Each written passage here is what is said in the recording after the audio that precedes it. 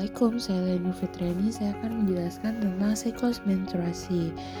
Menstruasi merupakan proses pelepasan dinding rahim yang disertai dengan pendarahan dan terjadi secara berulang setiap bulan, kecuali pada saat kehamilan. Menstruasi juga menandai mempunyai anak, dipengaruhi oleh 5 hormon: GnRH, FSH, LH, estrogen, progesteron.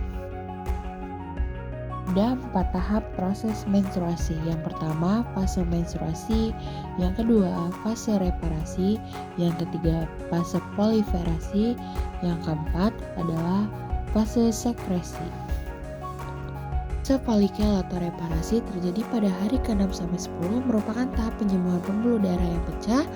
Hormon FSH berfungsi merangsang perkembangan folikel. Folikel terus berkembang membentuk folikel yang masak. Hormon FSH menurun sedangkan hormon estrogen terus meningkat.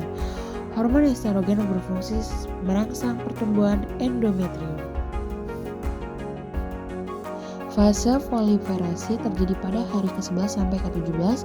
Kadar estrogen yang meningkat menyebabkan kadar LH juga meningkat sehingga terjadi ovulasi.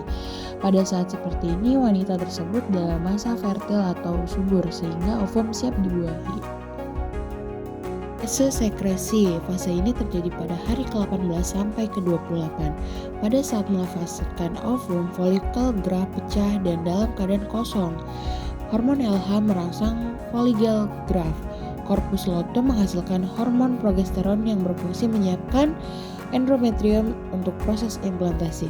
Pada saat ini, endometrium menjadi tebal jika ovum tidak mengalami fertilisasi atau tidak ada kehamilan, sehingga progesteron menurun atau bahkan hilang. Fase menstruasi terjadi pada hari ke-1 sampai ke-5.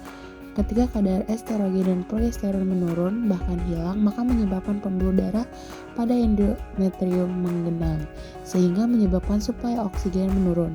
Karena tidak terjadi kehamilan, maka endometrium mengalami degenerasi yang ditandai dengan meluruh sel-sel pada dinding uterus.